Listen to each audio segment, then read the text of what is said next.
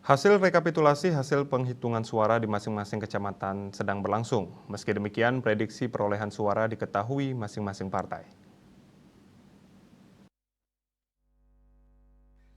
Seperti halnya Golkar, partai berlambang pohon beringin ini sudah memiliki data yang diperoleh dari saksi mereka. Hanya saja, pada pemilu kali ini Golkar diprediksi akan kehilangan satu kursi di DPRD Denpasar.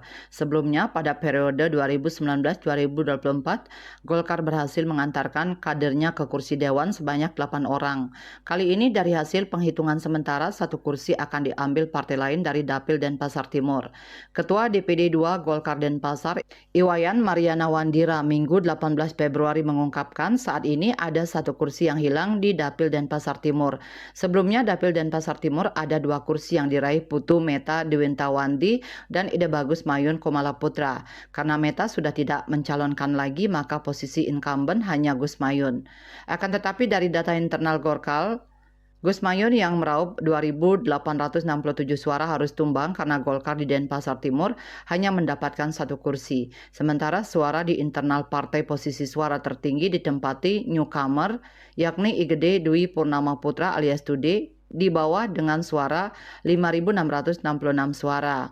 Di Denpasar selain incumbent yang tumbang yakni Iwayan Sugiarto. Wayan Sugiarto yang sudah menduduki 3 kali kursi dewan harus disundul oleh newcomer kendati suaranya meningkat dari 2019.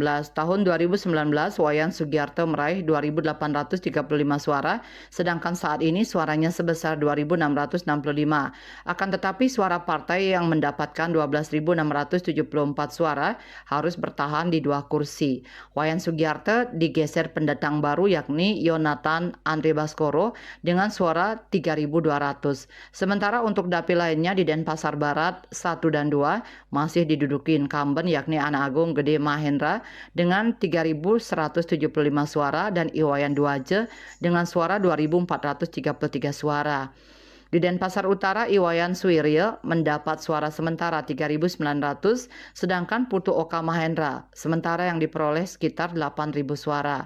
Suwiryo mengatakan suara Golkar di Denpasar Utara dari hasil yang diperoleh sebesar 15.960-an dan ini masih akan berubah karena C1 belum semua dipegang.